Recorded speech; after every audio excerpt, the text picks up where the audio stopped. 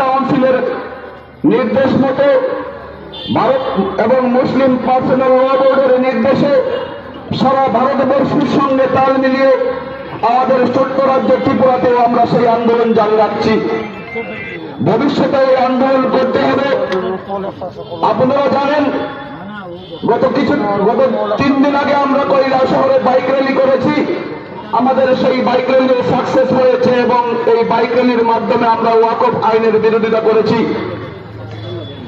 গতকাল কৈলাসহরের টিলাবাজারে কৈলাসহরের বিভিন্ন এলাকা থেকে কৈলাসহরের আপামর জনতা, যুবক থেকে বৃদ্ধ সবাই মিলিত হয়েছেন এবং সকাল 11:30টার সময় আমরা কৈলাসহরের রাজপথ অভিযানের জন্য আমরা কৈলাসহরের টিলাবাজারে জমায়েত হয়ে টিলাবাজার থেকে আমরা সেই মিছিল নিয়ে যাচ্ছিলাম।